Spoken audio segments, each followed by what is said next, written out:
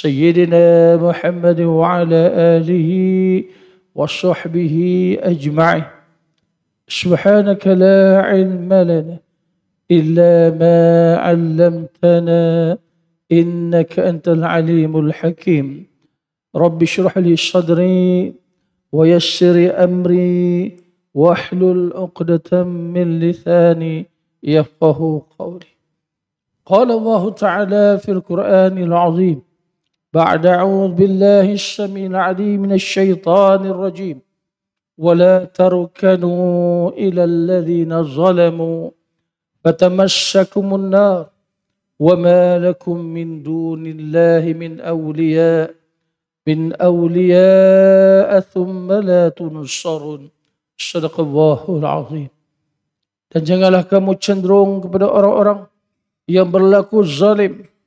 Maka kalau kamu berlaku demikian, api neraka akan membakar kamu, sedang kamu tidak ada sebarang penolong pun yang lain dari Allah.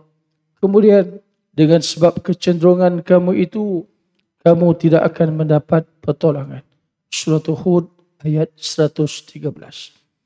Wa qala an-nabi sallallahu alaihi wa baraka wasallam, qala sallallahu alaihi wa baraka wasallam, ya ayyuhan nas abshu as-salam wa at'imu at-ta'am wasilu al-arham wasallu bil-laili wan-nasu niyam tadkhulul jannata bis-salam atau kama qala.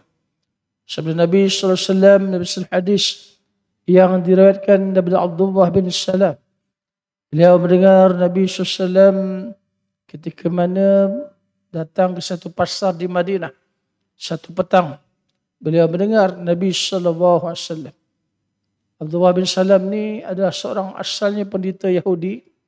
Kemudian dia memeluk Islam dan menjadi sahabat kepada Nabi sallallahu alaihi wasallam. Jadi bila dia nampak Nabi sallallahu alaihi wasallam datang ke satu pasar di Madinah, dia berkata, apabila aku melihat pemuda ini, wajahnya bukanlah seorang yang kadzab, seorang yang pendusta, yang pembohong.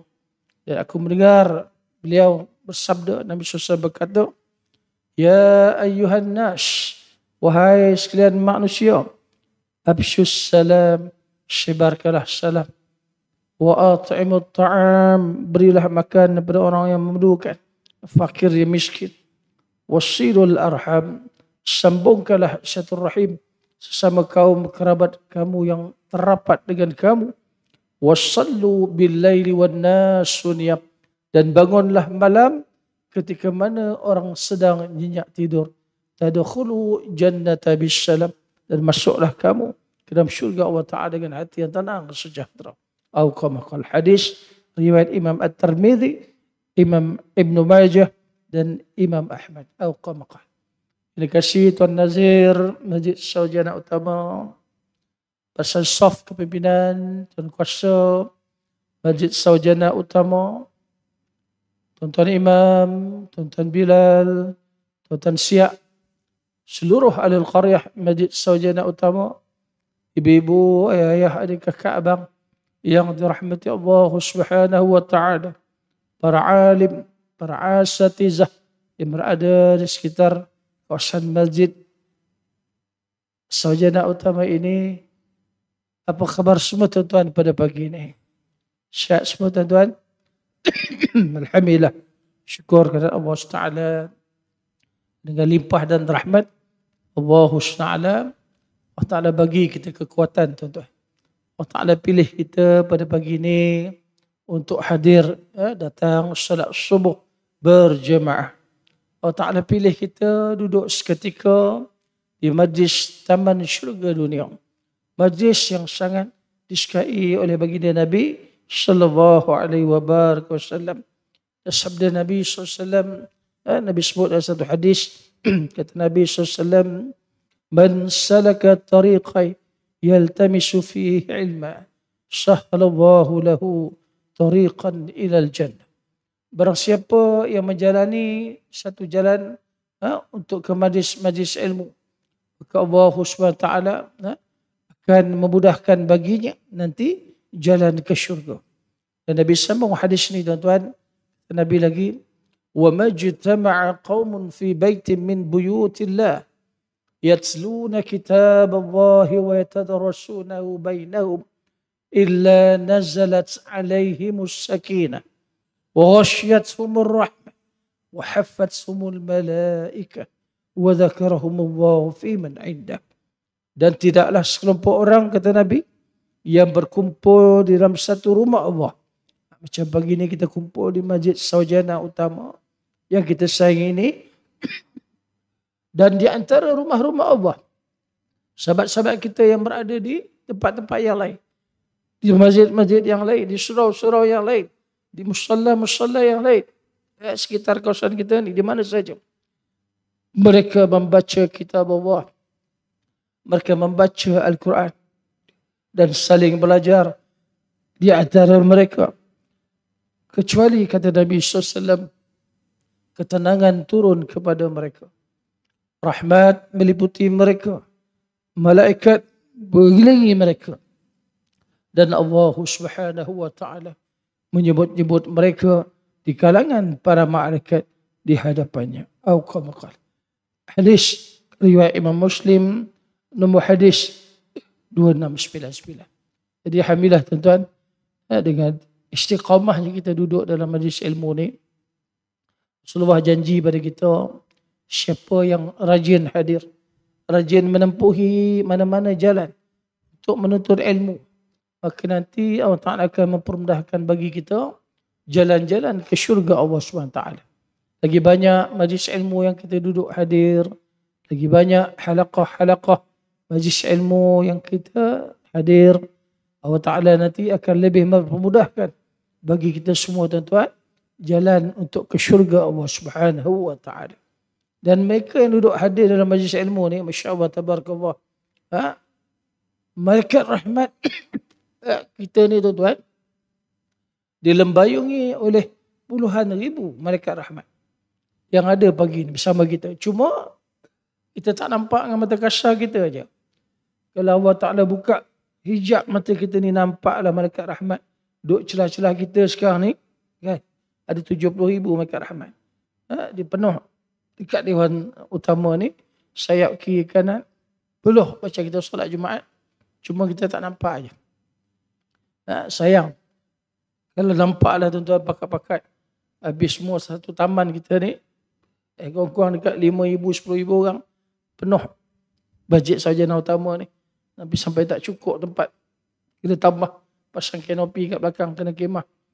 Dan yang seronoknya, semua malaikat rahmat yang bersama kita pada pagi ni, sebelum kita nak habis landing tazkirah kita, sebelum tuan-tuan tak balik nanti, semua pakat berdoa pada Allah Ta'ala. Ya Allah, bagi si fulan-fulan yang duduk sekejap ada dalam majlis ilmu ni, ya Allah, majlis zikrullah pada pagi ni, ya Allah, Kau ampunkanlah dosa-dosa mereka, ya Allah. Amin ya Rabbal Alamin. Jadi insyaAllah, tuan-tuan, mudah-mudahan semua dapat terus istiqamah, dan Allah Ta'ala campak sakinah bagi kita ni, ketenangan bagi orang yang duduk dalam majlis ilmu ni. Allah campakkan rasa jiwa yang tenang aja dalam diri dia. Relax ya, tuan-tuan. Jadi sama-sama kita agar Allah Ta'ala memberkati kita pada pagi ni dan menjadikan kita hamba Allah Ta'ala yang terus mengabdikan diri kita kepada Allah Subhanahu Ta'ala. Di mana yang Allah sebut, Allah sebut apa? Ba'da a'udzu billahi as-sami'il 'alim minasy syaithanir rajim. Surah Adz-Dzariyat ayat yang ke-56. Biasa dibacakan oleh tok khatib kita di mimbar-mimbar Jumaat. Ba'da a'udzu billahi as-sami'il 'alim minasy syaithanir rajim. Wa ma khalaqtul jinna wal insa illa liya'budun. Dan tidak aku jadikan jin dan manusia melainkan untuk mengabdikan diri kepada Allah Subhanahu wa taala. Melainkan untuk beribadah kepada Allah Subhanahu wa taala. Insyaallah, tuan-tuan, mudah-mudahan kita dapat menjaga amal saleh kita, khususnya salat fardu kita 5 waktu semalam. Sebab apa? Salat-salat ni merupakan perkara yang pokok, yang dasar, yang akan pertama sekali dihisab di yaumul mahsyar. Seandainya salat kita cemerlang semasa kita di dunia, insya-Allah amalan-amalan kita yang lain juga turut akan cemerlang. Seandainya solat kita cerai, pinjam bahasa Ustaz Syarilong je. Seandainya solat kita berantakan, teruk, kan? Maka teruklah amalan kita. Dan bila solat kita ditolak, semua amalan yang lain dia automatik tertolak. Jadi pasal tu tuan-tuan, Allah Ta'ala nanti besok, bila kita dihisap, Allah Ta'ala panggil para malaikat, hei malaikat, cuba tengok fail hamba Allah Ta'ala ni, fail solat dia. Habis bawa sini aku nak tengok. Malaikat pun datang report pada Allah Ta'ala. Ya Allah, hamba-Mu ni ya Allah, masa dia hidup kat dunia dulu ya Allah, dia tak jaga solat dia ya Allah. Masa hidup kat dunia dulu ya Allah, dia culas solat dia ya Allah. Ada kadang-kadang dia semayang, kadang-kadang tak semayang. Ada yang berbelas-belas tahun tak semayang pun ada. Ada yang berpuluh-puluh tahun tak semayang pun ada. Hidup budaya macam orang kafara je. Macam orang kafir. Sebab yang beza dengan kita dengan orang kafir, orang non-Muslim, ialah solat. Apatah lagi tuan-tuan kalau kita meninggalkan solat. Solat Jumaat kita 3 kali cukup. Tanpa sebarang sebab yang munasabah, keuzuran yang syar'i, boleh jatuh kafir kita tuan-tuan. Ini kan pula kalau kita berwenang-wenang meninggalkan solat fardu Jumaat kita tuan-tuan. Masya Allah tabaraka. Lagilah Allah Ta'ala murka pada kita. Dan orang yang tinggal solat ni tuan-tuan, yang mengabaikan solat dia, akan termasuk daripada 5 golongan ahli neraka. Seperti mana yang Allah sebut dalam surah Muddathir. Orang yang tak jaga solat dia, semuanya nanti akan dihumbankan ke dalam neraka yang dipanggil neraka Saqar. Dan nanti penghuni neraka akan ditanya oleh para malaikat. Penghuni neraka ditanya, Allah Ta'ala rakamkan dalam ayat yang ke-42 hingga ayat yang ke-47 dalam surah Al-Muddathir. Ma salakum fi saqar. Apa sebab kamu semua ni kena heret, tersumbat masuk ke dalam neraka Saqar ni? Kemudian mereka menjawab. Apa mereka jawab tuan-tuan? Qalu alam naku minal musallin walam naku nut'imu miskin wa kunna nakhudu ma'al khaidin wa kunna nukadzibu biyaumiddin hatta atana al-yaqin. Sadaqallahul azim. Orang yang bersalah itu dia menjawab, kami tidak termasuk dalam golongan orang-orang yang mengerjakan solat.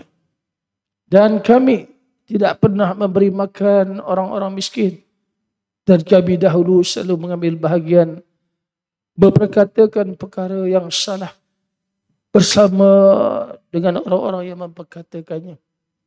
Dan kami sentiasa mendustakan hari pembalasan sehinggalah kami didatangi oleh al-yaqin, iaitu hari kematian.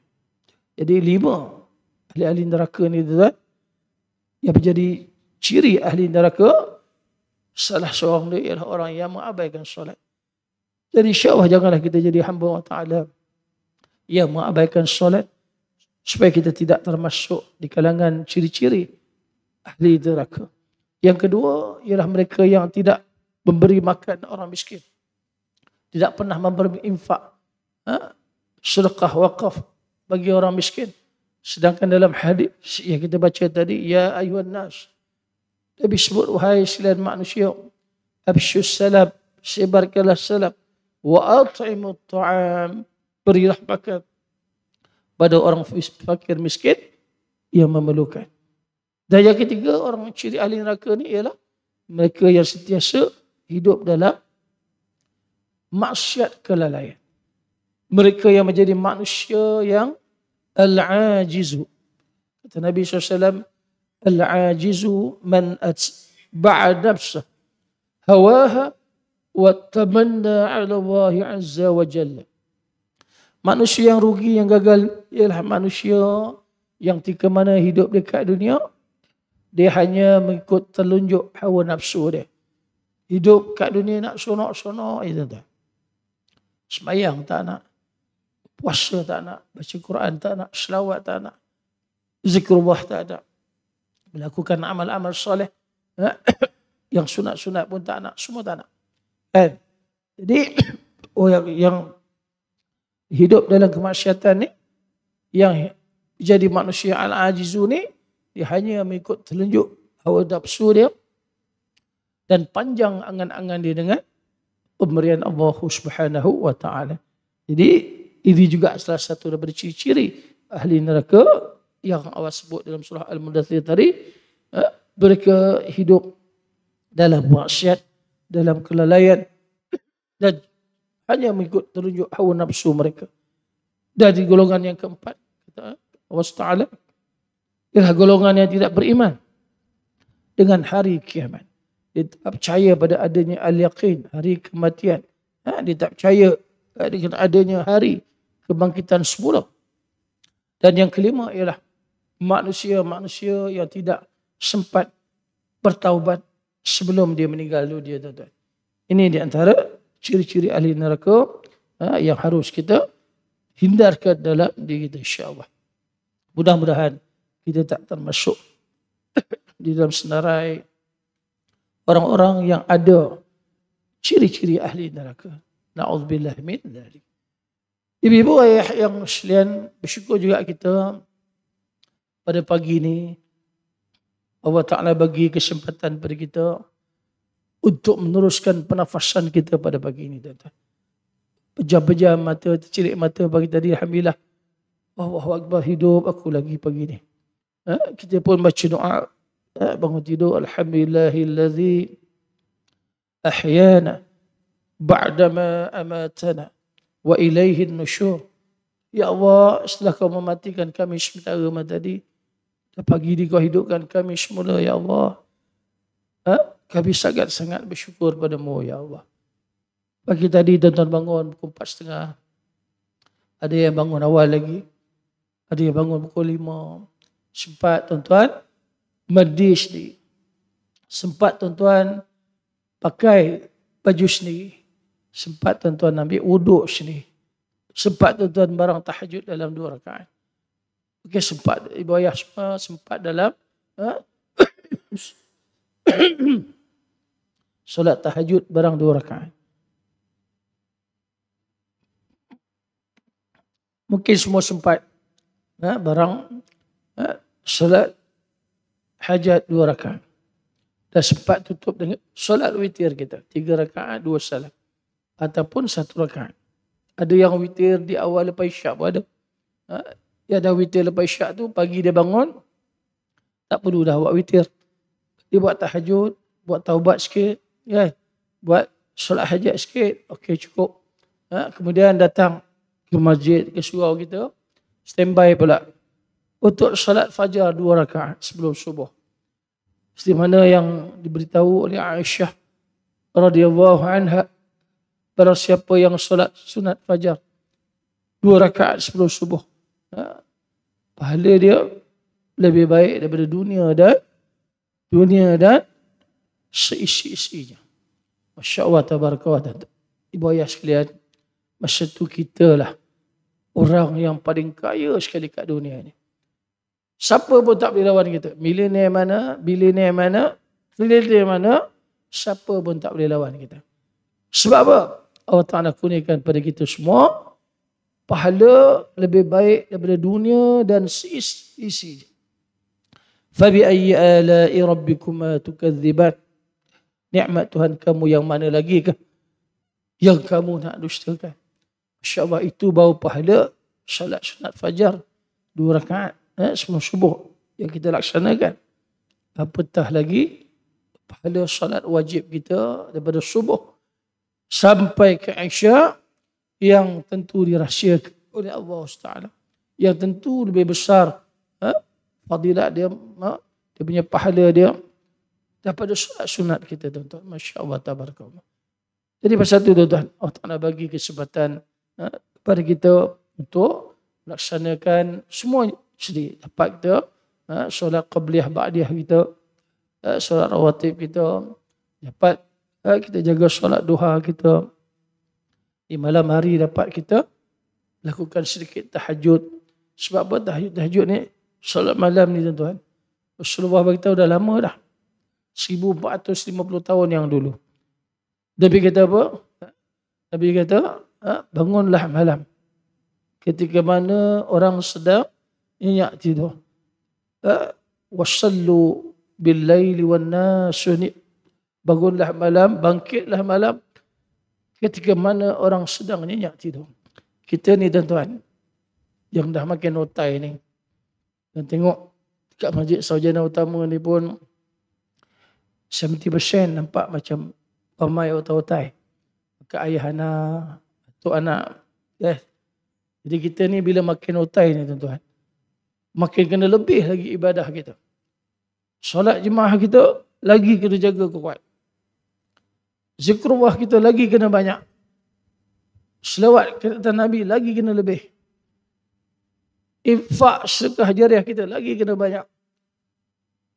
Amalan sunat kita lagi kena ekstra. Bacaan Quran kita lagi kena banyak. Ustaz, semua Ustaz kata tak kena lagi banyak. Kena lebih je, mana larat dan Ustaz. Saya dah 70-an dah. Nak masuk 80-an dah. Tak ada kan Ustaz.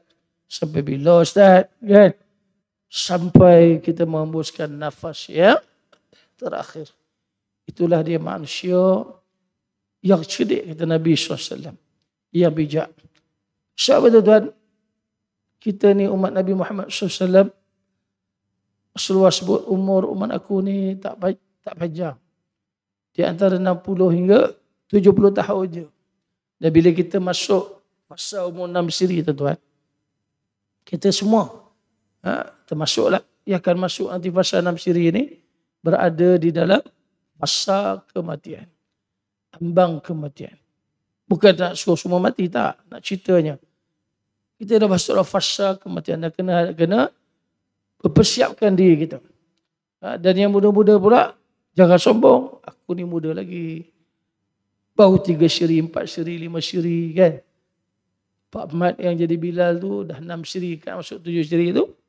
Aku confirm dia jalan dululah. Kan? Jangan cakap macam tu tuan. Sebab apa yang muda-muda sekarang ni pun belum tentu hidup lama. Yang muda-muda pun dah banyak penyakit dah sekarang. Muda-muda dah kena kecil manis. Kena sakit jantung. Kena darah tinggi. Kena gout. Kena stroke. Yang kena dialisis pun ada. Jadi umur bukanlah kayu pengukur penentuan kita bertemu dengan Allah SWT. Yang penting, sebab ada kita ni muda ke, tua ke, kita menjadi manusia yang al-kayyisu, yang bijak, yang cerdik.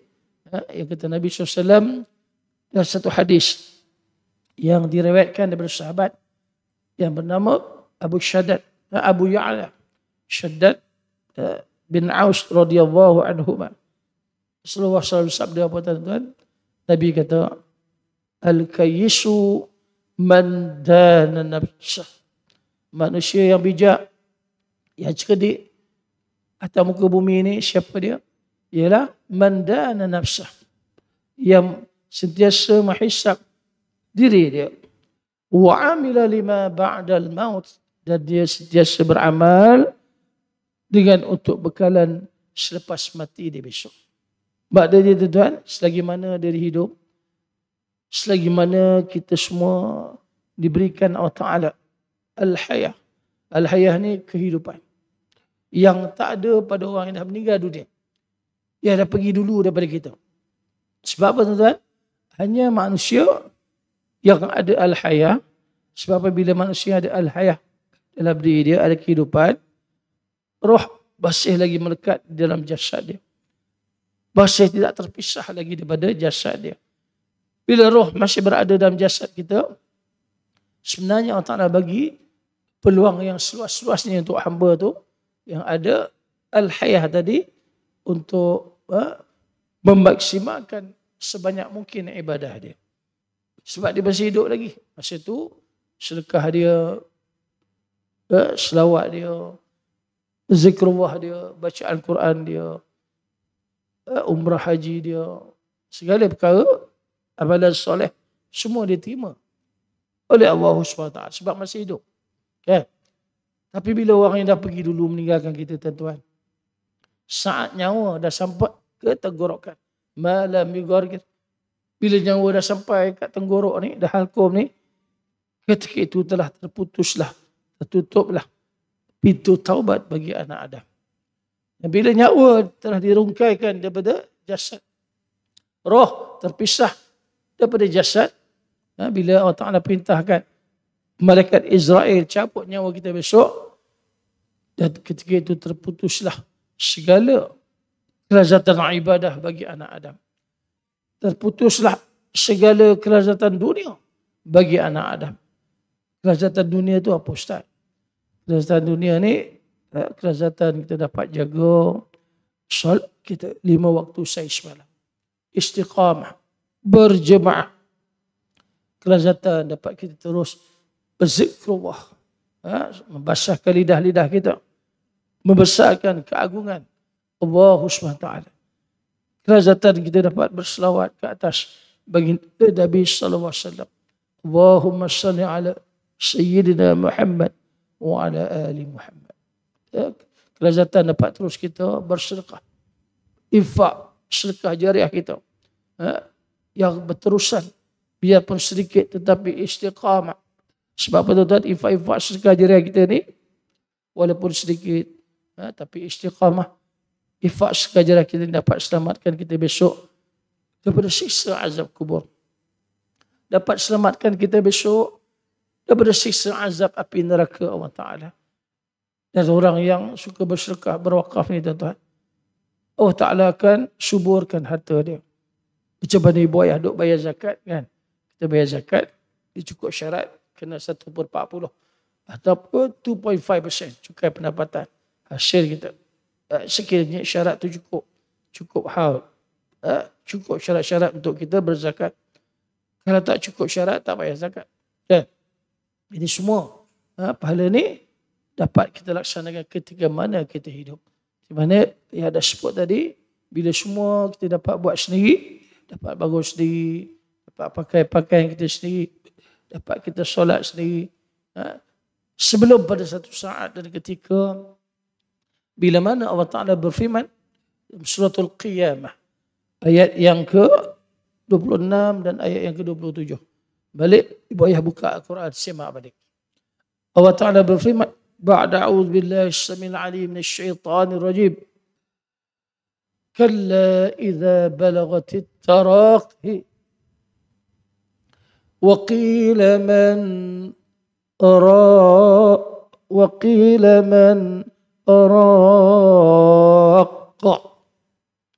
Apabila nyawa telah sampai di pangkal halkum, nyawa dah sampai di tenggorokan.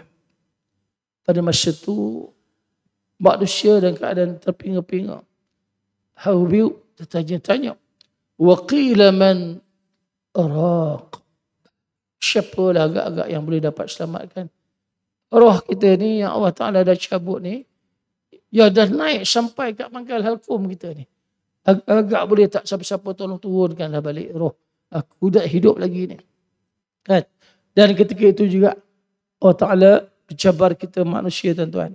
Hai manusia, kamu sangka kamu hidup kat dunia ni dengan segala harta, pangkat, darjat, kedudukan kamu, kamu berbangga dan kamu sombong. Panggillah mana-mana tabib-tabib yang hebat. Kamu panggillah mana-mana doktor-doktor yang hebat. Kamu panggillah mana-mana engineer-engineer yang hebat, yang boleh menurunkan balik roh yang aku dah nak cabut ni. Dia dah sampai kat pangkal aku ni. Tak ada siapa, tuan-tuan, yang boleh dapat turunkan balik roh kita ni. Dan bila tak nak perintahkan malaikat Israel untuk cabut nyawa si fulan-fulan yang telah cukup masa dia, malaikat Israel, tuan-tuan, dia akan jalankan amanah ni. Tugas dia mencabut nyawa manusia tanpa melengahkan barang sesaat. Yang ni Allah Ta'ala rakamkan dalam Quran, dalam surah Yunus, ayat yang ke-49. Ibu ayah buka Al-Quran lagi sekali. Cek balik apa yang Ustaz Syamil cakap ni.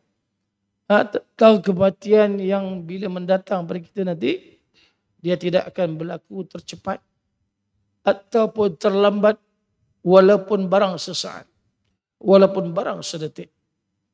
Allah Ta'ala berfirman, ba'da a'udzubillahi syamil alim minasyaitanir rajim. Qul la amliku li nafsin dharra wa la naf'an illa ma syaa Allah. Likulli ummatin ajal. Idza jaa ajaluhum fala yastakhiruna sa'atan wa la yastaqdimun. Shadaqallahul azim. Yang bermaksud, katakanlah, aku tidak berkuasa menolak mudarat dan tidak juga berkuasa mendatangkan manfaat bagi diriku kecuali apa yang dikehendaki oleh Allah. Bagi setiap umat ada ajalnya, maka apabila datang ajalnya, tidak dapat mereka melambatkannya sesaat pun. Dan tidak juga mereka dapat menjegerakannya, tuan-tuan. Shadaqallahul azim. Jadi, sebab dia, tuan-tuan, bila datangnya malaikat maut, nak cabut nyawa kita, kalau dah cukup confirm masa dia, masa tu tak ada delay-delay dah, tuan-tuan. Kalau kita naik flight, Aisyah ke, naik mas ke, pergi mana-mana, pergi selalu, kalau ke airport, KLIA tu selalu kita kena delay flight kita, setengah jam, sejam, ada yang delay 2-3 jam. Tapi maut ni bila datang, tak ada delay-delay, within a second, beyond a second. Walaupun sedetik, lambat ke ataupun tercepat, tidak. Dia sharp, cukup je pasal zoom, dia rentaknya roh kita daripada jasad, dan bila roh tersentap daripada jasad, ketika itu tertutup pintu taubat bagi manusia dan terputus segala kelezatan ibadah bagi manusia. Jadi pasal itu, tuan-tuan, Imam Ghazali rahimakumullah gariskan dalam kitab Hidayatus Salikin. Ada 10 sifat-sifat mahmudah, sifat-sifat yang terpuji yang harus ada pada diri kita. Dan di antara yang pertama ialah kena ada sifat sentiasa rasa bertaubat kepada Allah Subhanahu wa taala. Jadi pasal apa kita kena bertaubat? Sebab apa, tuan-tuan? Allah Ta'ala bagi peluang kita pada pagi ini untuk terus hidup lagi, untuk terus kita boleh ada al-hayah lagi, bernafas lagi pada pagi ini. Tandanya Allah Ta'ala sayang pada kita. Allah Ta'ala nak bagi peluang yang seluas-luasnya pada Diana dan semua yang ada pada pagi ini di masjid yang mulia ni. Allah Ta'ala nak bagi peluang pada kita untuk terus bertaubat kepada Allah Ta'ala. Taubatan nasuha. Jadi taubat-taubat ni apa, tuan-tuan? Taubat-taubat ni kata Imam Ghazali rahimakumullah ialah satu keazaman dalam diri kita untuk kita meninggalkan segala kesalahan kita, segala dosa-dosa kecil kita, segala dosa-dosa besar kita. Tetapi mestilah melalui jalan ilmu. Nak ubah diri kita ni, kita ada mesti melalui jalan ilmu. Tak boleh sebut, ustaz, saya ni jahil lah, ustaz. Banyak lagi yang tak faham nak belajar ni. Bab tasawuf, bab tauhid, bab aqidah, bab syariat. Masih kelang kabut lagi, ustaz. Bab Al-Quran pun baca tak berapa kemah lagi. Kan? Jadi bila dah tahu diri kita ni banyak kekurangan, maka kita hadirkan diri kita dalam majlis-majlis ilmu. Kena duduk macam ni lah. Pagi duduk kuliah subuh, malam ni ada kuliah maghrib. Kan? Jadi baru dapat kefahaman agama. Sebab apa? Bila pada Allah Ta'ala nak bagi kebajikan, kata Nabi SAW pada hamba-hamba dia, Allah Ta'ala akan campakkan kefahaman agama dalam diri hamba. Pasal tu kita aminkan doa, selalu dibacakan oleh Tuan Imam kita. Allahumma faqihna fid din wa'allimna ta'wil. Ya Allah, dan kami berikanlah, campakkanlah kefahaman agama dalam diri kami supaya kami boleh mentadabbur, memahami ayat-ayat Al-Quran yang kami duk baca saban hari, yang boleh kami praktikkan, amalkan dalam kehidupan kami. Wahdina siratal mustaqim. Dan kau tunjukkanlah kami, ya Allah, jalan yang lurus dan benar. Yang kita duk minta. Tiap-tiap hari kita minta. Satu hari 17 kali. Kita minta dengan Allah SWT. Ihdinas siratal mustaqim. Ya Allah, tunjukkanlah kami jalan yang lurus dan benar. Kenapa 17 kali pula Ustaz? 17 kali ini dirujuk pada solat fardu kita. Ada 5 waktu. Daripada subuh sampai ke solat isyak. Ada berapa rakaat tuan-tuan? 2, 4, 4, 3, 4. Cuba ibu ayah campurkan. Ada berapa rakaat semua? 2, 4, 4, 3, 4. Ada tak? 17 rakaat. Dalam 17 rakaat ni, setiap rakaat kita diwajibkan membaca Ummul Kitab. Iaitu suratul Fatihah. Ihdinas siratal mustaqim. Kalau tak baca Fatihah ni, tak sah solat kita. Jadi, setiap rakaat kita minta, Ya Allah, tunjukkan aku jalan yang lurus dan benar. Siratal ladzina an'amta alaihim. Jalan, Ya Allah, seperti mana orang-orang terdahulu daripada kami, Ya Allah, Ya kau beri nikmat kepada mereka, Ya Allah. Ghairil maghdubi alaihim waladdallin. Amin. Dan bukan je, Ya Allah, jalan-jalan orang-orang yang kau murkai. Dan bukan je, Ya Allah, jalan-jalan orang yang sesat. Jadi bila kita rujuk jalan yang Allah Ta'ala murka dan sesat ni, menurut para tafsirin, para tafsir, merujuk kepada golongan Yahudi dan Nasara. Lepas itu tuan-tuan, kita minta Allah Ta'ala bagikan kita, kurniakan pada kita akidah yang murni, yang mantap. Supaya kita tak terpengaruh dengan izm-izm, pemahaman-pemahaman yang mengelirukan. Sebab Yahudi Nasara ni tuan-tuan, dia cuba nak serapkan budaya-budaya liberalisme, budaya pluralisme, budaya etisme, budaya-budaya yang mengeliru dan menyesatkan. Liberalisme ni dia kalau boleh nak semua hak sama rata aja. Kalau boleh orang perempuan jadi tok imam pun tak apalah, orang perempuan jadi tok imam. Tuan-tuan pernah tengok satu kisah di mana, di UK ke mana. Ada seorang profesor tu nama dia Dr. Aminah Wadud. Nak dengar tuan-tuan? Nama ni. Dr. Aminah Wadud. Boleh jadi imam, belakang dia profesor, doktor, pesyarah-pesyarah ikut, campur lagi perempuan, solat. Perempuan jadi imam. Jadi orang liberal, dia tak kis, dia matlamat menghalalkan cara. Dia tak fikir. Kemudian pluralisme. Budaya mengatakan semua agama kat dunia ni sama je.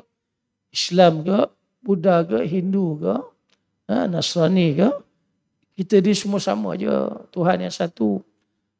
Kita ni banyak titik persamaan, dia kata gitu. Tak ada titik persamaan di antara Islam dan agama yang lain. Kita tuan-tuan berpaksikan kepada tauhid akidah. La ilaha illallah. Muhammadur Rasulullah. Tidak ada sekutu bagi yang lain. Hanya selain Allah SWT ilah yang berhak, yang wajib disembah. Dan Allah sebut jelas dalam Al-Quran. Inna dina indallahil Islam. Hanya senya agama yang aku redha, kata Allah Ta'ala, ialah Islam. Jadi kalau kita ambil Islam daripada Islam, jadilah kita nanti tuan-tuan manusia yang kufur, yang sombong, yang zalim pada Allah Ta'ala. Na'udzubillah min bidzalik. Jadi pasal itu tuan-tuan, bila kita hidup kat dunia, kita kena banyak bertaubat pada Allah Ta'ala. Dan Allah Ta'ala suruh kita bertaubat ni ada tujuan. Ada tujuan dia. Allah Ta'ala suruh kita bertaubat ni supaya besok di akhirat besok kita semua tuan-tuan jadi manusia yang mendapat kemenangan. Seperti mana yang Allah sebut dalam surah An-Nur ayat yang ke-31. Balik buka Al-Quran lagi. Semak ayat 31. Surah An-Nur. Allah Ta'ala berfirman, Ba'da a'udzu billahi as-samil 'alim minasyaitonir rajim. Wa tubu ila Allahi jami'an ayyuhal mu'minun la'allakum tuflihun. Shadaqallahul 'azim. Dan bertaubatlah kamu, wahai sekalian orang-orang mukminin, semoga kamu mendapat kemenangan. Jadi siapa manusia yang dapat kemenangan ini tuan-tuan? Manusia yang mendapat kemenangan ini ialah manusia yang Allah Ta'ala rakamkan dalam Al-Quran.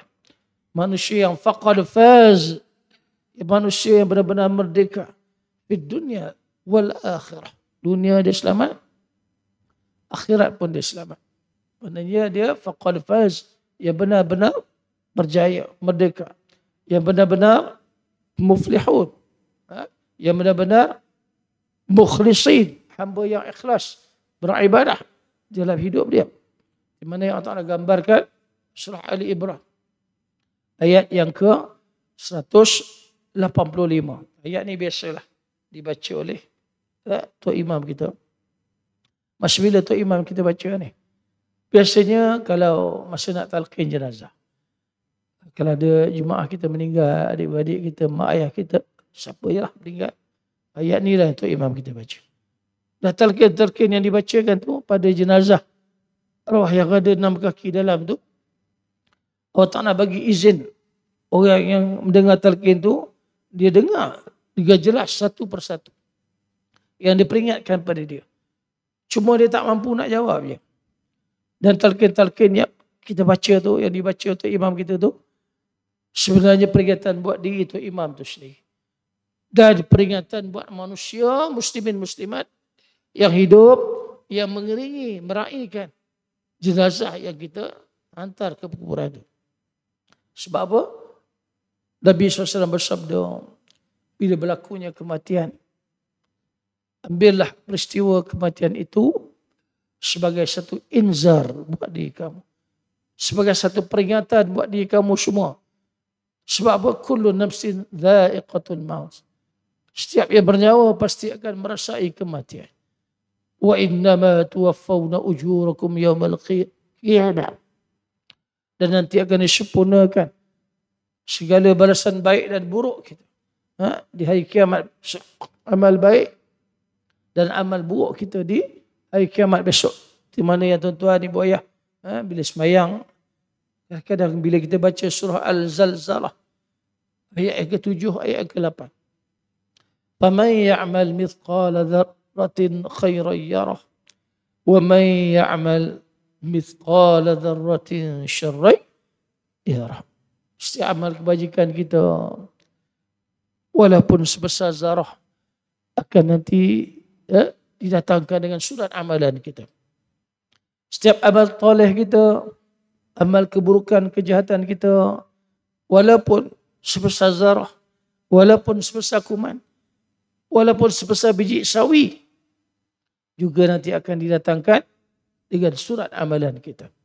Dan Allah sambung surah Ali Imran ini, faman zuhziha 'anil nar, barang siapa yang berjaya terpesong daripada azab neraka, yang terselamat daripada azab siksa neraka, wa udkhilal jannah, dan dia berjaya selamat sampai ke syurga dengan selamatnya, faqad faz, mereka itulah manusia yang benar-benar merdeka, yang berjaya, yang muflihun tadi, yang mukhlisin tadi.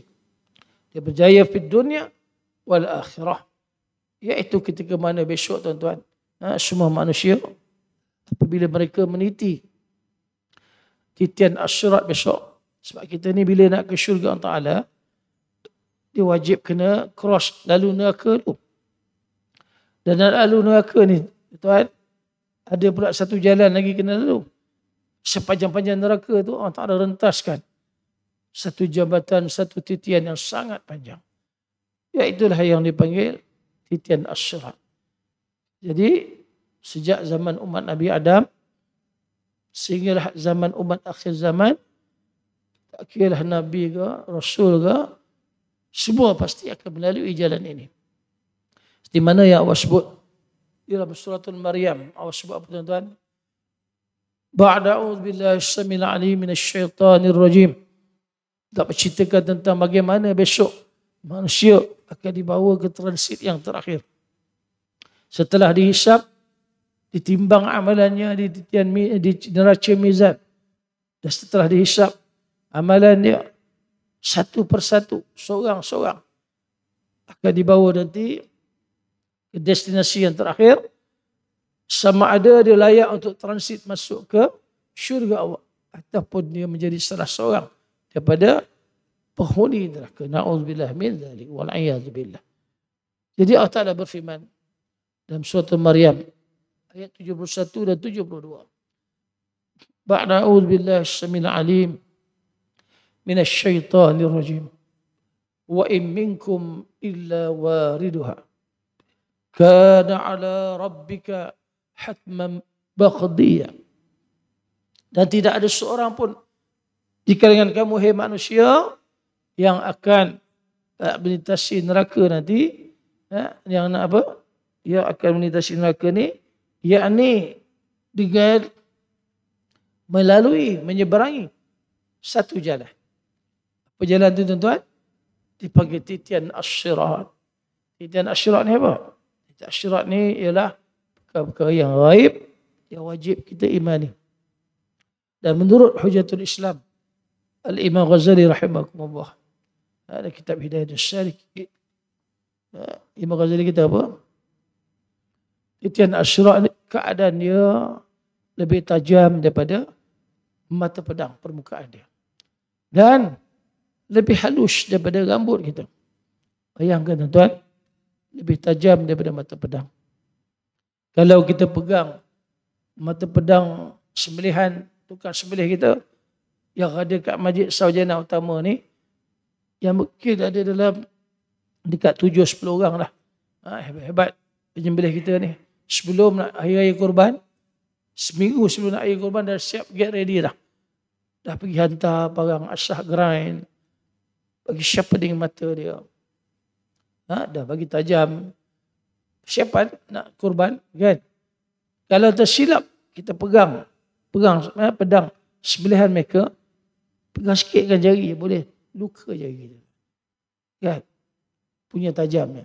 Itu baru perang sembelih kat dunia. Apatah lagi titian asyirat ni yang lebih tajam daripada mata pedang dan lebih halus daripada rambut manusia. Cuba ibu ayah pegang rambut kita selai.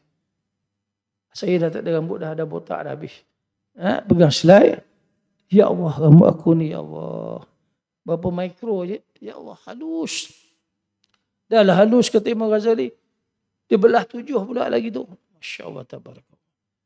Macam mana kita nak gambarkan bayangan kita, nak meniti titian asyirat. Dan hal ini awak sebut, aku telah tetapkan hal ini merupakan hukumku yang telah pasti ditetapkan sejak dari dulu lagi. Sejak dari azali lagi. Semua kena lalu. Wajib. Tak boleh satu orang lepas. Dan Nabi SAW nak orang yang pertama sekali yang akan melintasi titian asyirat ni tuan-tuan.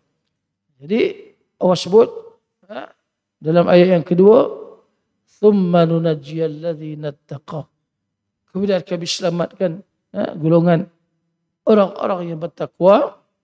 Wa nadha'uz zalimina fiha jithiyah.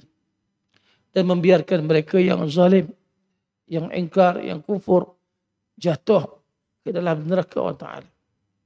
Masih dia meniti titian asyirat. Bagi golongan yang bertakwa, semua terselamat ikut nanti Nabi. Ijak Nabi SAW, selamat meniti asyirat itu dengan selamat, sama ada cepat ataupun lambat, sehingga mereka sampai ke syurga Allah Ta'ala. Bila sampai ke syurga, mereka semua termasuk di kalangan golongan orang-orang yang faqad faz tadi, yang berjaya, yang merdeka fi dunia wal akhirah. Sedangkan orang-orang yang tidak bertakwa tadi, golongan yang zalim tadi, masih hidup kat dunia, dia kufur dan ingkar. Masih hidup kat dunia, dilawan syariat Allah SWT. Masih hidup kat dunia, dia bersekongkol dengan orang kafir, menentang syariat Allah Ta'ala. Masih hidup kat dunia, dia bersekongkol dengan orang-orang munafik, menentang syariat Ta'ala. Dia tak percaya pada adanya hari al-yaqin, hari kiamat, hari kebangkitan semula. Jadi tengah-tengah berjalan, tuan-tuan, semua terjelepuk jatuh ke dalam kawah api neraka Allah Ta'ala. Tapi bagi orang beriman bertakwa ni, sebab kita bersebut orang beriman bertakwa ni, dia ada 2 ciri yang tak dipisah daripada hidup dia. Yang pertama, ta'muruna bil ma'ruf. Sentiasa melaksanakan segala perkara-perkara yang ma'ruf dalam kehidupan dia. Wa tanhauna 'anil munkar. Sentiasa melaksanakan segala meninggalkan segala perkara-perkara yang maksiat yang dilarang oleh Allah SWT. Dan orang bertakwa ni dia sentiasa sulami hidup dia dengan apa? Wa tu'minuna billahi wa rasulih. Beriman kepada Allah SWT dan Rasul dengan sebenar-benar keimanan dan takwa. Persatu kita ni, kau berijal setiap minggu, seminggu sekali. Kita dikursuskan, masuk kursus. Selalu diberikan pesanan takwa oleh Tok Khatib kita. Ittaqullah haqqa tuqatih. Bertakwalah kamu kepada Allah Ta'ala dengan sebenar-benar takwa. Wala tamutunna illa wa antum muslimun. Dan jangan sekali-kali kamu mati melainkan kamu sebagai muslim yang sejati, mukmin yang beriman pada Allah Ta'ala. Jadi pasal itu tuan-tuan, penting jadi orang bertakwa ni, sebab hanya orang bertakwa sahaja, apatah lagi dia jaga solat dia masih hidup, dia jaga zikr dia, jaga selawat dia, jaga bacaan Al-Quran dia jaga infak sedekah jariah dia, masih dekat dunia tak ada buat naya, buat zalim pada orang, selalu buat benda-benda fastabiqul khairat, benda-benda yang kebajikan, nanti diiringi dengan rahmat Allah SWT, maka memungkinkan dia, melayakkan dia menjadi orang-orang yang terselamat. Nanti apabila kita meniti titian asyraf. Jadi orang yang kafir, yang kufur ni, yang zalim ni, sampai ke zalim, kufur, ingkar pada perintah Allah Ta'ala tak selamatkan. Semua akan masuk ke dalam api neraka Allah Ta'ala. Jadi pasal itulah tuan-tuan, kita minta Allah Ta'ala agar hindarkan kita daripada siksa azab neraka. Selalulah ibu ayah berdoa. Cuba lihat dalam surah Furqan ayat yang ke-65. Allah Ta'ala berfirman, Rabbana asrif anna azab jahannam inna azabaha kana gharama. Ya Allah, ya Tuhan kami, jauhkanlah kami daripada azab neraka jahannammu. Sesungguhnya azabmu itu adalah merupakan kebinasaan yang kekal. Dan yang akhir sekali tuan-tuan, amalkan doa yang Nabi ajar kita baca setiap kali selepas tahiyat akhir kita. Sebelum kita nak bagi salam yang wajib yang pertama. Lepas kita baca fil alamin innaka hamidum majid, baca doa yang Nabi ajar ni. Allahumma inni a'udzubika min azabil qabr wa azabil nar wa fitnatil mahya wal mamat wa syarril masihid dajjal. Ya Allah, aku mohon, Nabi minta 4 perkara tuan-tuan. Perlindungan daripada siksa kubur yang pertama. Perlindungan daripada siksa neraka. Sesat ketika kami hidup dan mati. Dan yang keempat, Nabi minta selamatkan kita daripada fitnah al-masih ad-dajjal. Dah cuba nak menyesatkan manusia besok berlaku-berlakunya, bila berlakunya hari kiamat nanti tuan-tuan. Jadi insyaAllah, mudah-mudahan dengan sedikit peringatan yang dapat kita kongsikan bersama, sebenarnya ada 10 sifat-sifat mahmudah sebenarnya tuan-tuan yang boleh kita kongsikan. Tapi bila terang baru 1 je, masa dah nak habis dah tuan-tuan. InsyaAllah ada 9 lagi, kita pelan-pelan nanti sambung nanti. Kalau ada kesempatan, ada datang di sini untuk kuliah maghrib ke, ada tazkirah Jumaat ke, insyaAllah sambung lagi di kesempatan yang akan datang. Dan cukuplah kita mengambil keberkatan seperti yang Nabi sebut. Lebih besar dapat tuan-tuan. Balighu anni walau ayah. Sampaikanlah daripada aku, kata Nabi, walaupun sepotong ayat. Walaupun beberapa potong ayat Quran. Ya tuan-tuan dapat dengar tadi, beberapa hadis Nabi SAW yang dapat kita dengar tadi, insyaAllah kita amalkan secara istiqamah dan berterusan daripada diri kita. Biarpun sedikit, tetapi kita amalkan betul-betul. Daripada banyak yang kita dapat, masuk telinga kiri, keluar telinga kanan, habuk pun tak ada. Kan? Jadi insya-Allah biarlah sedikit itu kita ambil berkat. Nabi kata, "Balighu anni walau ayah." Sampaikan dapatku walaupun sepotong ayat untuk kita jadikan inzar dalam kehidupan kita. Aqul qawli hadza wa astaghfirullahal azim li wa lakum wa lisairil muslimina wal muslimat wal mu'minina wal mu'minat fastaghfiruh innahu huwal ghafurur rahim. A'udzu billahi minasyaitonir rajim. Bismillahirrahmanirrahim. Alhamdulillahirabbil alamin. Wassalatu wassalamu ala Rasulillah Sayyidina Muhammad wa ala alihi wa sahbihi ajma'in. Allahumma aftah alayna hikmatak wanshur alayna min khazaini rahmatika ya arhamar rahim.